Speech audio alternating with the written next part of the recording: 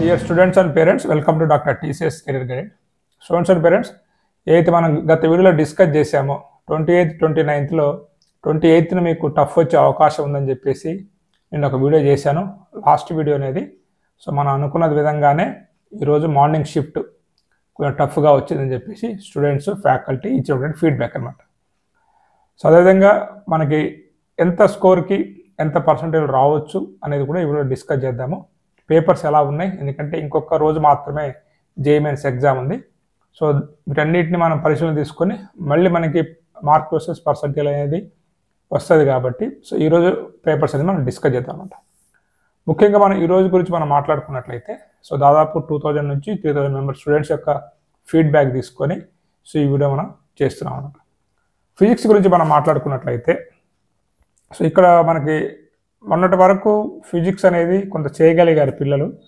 So but ఈ 7th shift ఏదైతే ఉందో ఈరోజు జరిగినటువంటి మార్నింగ్ షిఫ్ట్లో మాత్రము చాలా కాన్సెప్ట్ వెళ్ళి అంటే అంత ఈజీగా ఆన్సర్ వచ్చే విధంగా క్వశ్చన్స్ లేవు అనేది స్టూడెంట్స్ ఇచ్చినటువంటి ఫీడ్బ్యాక్ అనమాట.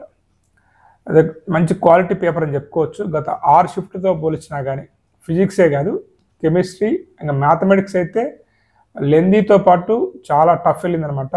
సో 25కి 22 ప్రాబ్లమ్స్ చేసేటువంటి మన మెంటర్షిప్లో స్టూడెంట్ వాళ్ళ ఫాదర్ ఇచ్చిన ఫీడ్బ్యాక్ ప్రకారం అయితే కెమిస్ట్రీ వల్ల తనకి కేవలం 14 క్వశ్చన్లు మాత్రమే మ్యాథమెటిక్స్లో చేయగలిగాడు. నార్మల్గా 40 మినిట్స్ తీసుకోవాల్సిన కెమిస్ట్రీ అనేది నియర్లీ 1 అవర్ టైం తీసుకుందనమాట. సో ఈ మ్యాథమెటిక్స్ కూడా 14 మాత్రమే చేయగలిగాయని చెప్పేసి స్టూడెంట్ ఇచ్చిన ఫీడ్బ్యాక్. సో దాన్ని బట్టి చూసుకోవచ్చు ఈరోజు మార్నింగ్ షిఫ్ట్ అనేది ఎంత స్టూడెంట్స్ని ఇబ్బంది పెట్టింది అనేది. నేను ఈరోజు ఒక ఎగ్జామ్ సెంటర్ కూడా నేను విజిట్ చేశాను. పిల్లలు ఏ సబ్జెక్ట్ ఈజీ ఏ సబ్జెక్ట్ టఫ్ అని అడిగినప్పుడు చెప్పలేకపోతున్నారు అనమాట. ఎందుకంటే 3 కూడా దాదాపు ఒకే రేంజ్లో స్టూడెంట్స్ని ఇబ్బంది పెట్టారని మనం చెప్పుకోవచ్చు. ఇక కెమిస్ట్రీ తీసుకున్నట్లయితే సో కెమిస్ట్రీ కూడా మనకి మోడరేట్ వెళ్ళిపోయింది. సో ఇక్కడ కూడా అంత ఈజీగా ఆన్సర్ ఇచ్చేటువంటి లేవు, కొంచెం ఆలోచించే ఆన్సర్ ఇవ్వగలిగేటువంటి పేపర్ అని చెప్పి స్టూడెంట్స్ ఇచ్చారు ఫీడ్బ్యాక్. ఇక ఓవరాల్గా మ్యాథమెటిక్స్ అయితే మనం చెప్పుకున్నట్టుగా మోడరేట్ టఫ్ వెళ్ళిపోయింది కాబట్టి ఓవరాల్గా ఇది మోడరేట్ లిటిల్ టఫ్ అని అనుకోవచ్చు అనమాట.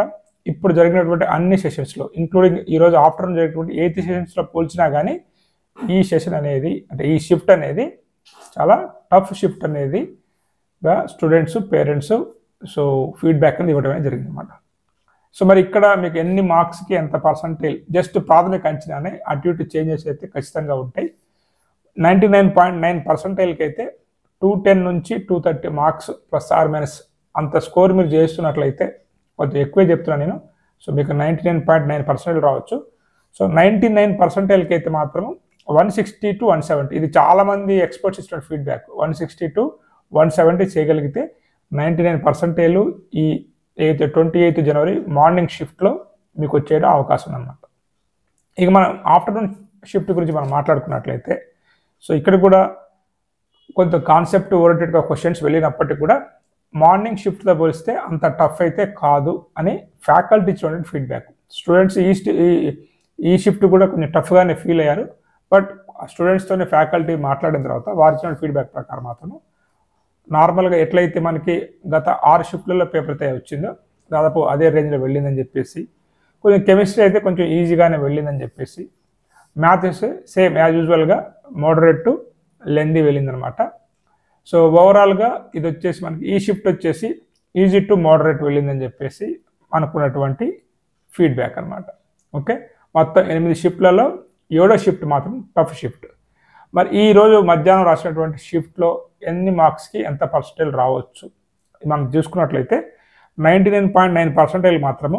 సో ఇక్కడ కూడా మీకు 220 నుంచి 250 ఆ రేంజ్ వరకు మీరు చేసినట్లయితే ఇక్కడ మీకు 99.9%, 170 to 180 మార్క్స్ మీకు వచ్చినట్లయితే 99% వచ్చే అవకాశం ఉందన్నమాట. ఇది కేవలం గెస్ మాత్రమే, ప్లస్ ఆర్ మైనస్ అటు చేంజెస్ అనేవి ఉంటాయి. సో ఇది ఈరోజు జరిగినటువంటి షిఫ్ట్ల యొక్క టోటల్ పేపర్ అనాలిసిస్ అనమాట.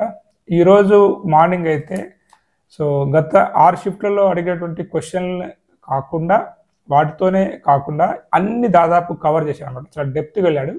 ఇది లాస్ట్ ఇయర్ కూడా మనకైతే జేఈ 2024లో కూడా సేమ్ ఇదే ప్యాటర్న్గా వెళ్ళిందనమాట. మొన్నటి వరకు అన్నిటిని ఒక సబ్జెక్ట్ని కొంచెం మోడరేట్గా ఇచ్చిన, రెండింటిని ఈజీగా ఇవ్వటం, ఇట్లా బ్యాలెన్స్ అనేది చేస్తూ వచ్చాడు ఇప్పటి వరకు. బట్ సెవెంత్ షిఫ్ట్ మాత్రము కొంచెం టఫ్గా ఇచ్చాడు. సో కాబట్టి లాస్ట్ ఇయర్ ఎలా జరిగాయని చెప్పేసి మనం చాలా వీడియోస్లో చెప్పాము. సో రేపు 8th ఉన్నాయి, రేపు కూడా ఒక షిఫ్ట్ అనేది మాత్రం కొంచెం టఫ్ వచ్చే ఛాన్స్ ఉంది కాబట్టి కాన్సెప్ట్స్ బాగా చూసుకోండి. సో మీరు మిస్టేక్స్ అయితే చేయొద్దు. మీరు కాలేజీలో చాలామంది మీకు ఈ పేపర్ ఈజీగా వస్తుంది కాబట్టి ఇది ముందు స్టార్ట్ చేయండి, మ్యాథ్స్ ఈజీగా వస్తుంది కాబట్టి అట్లా కాదు.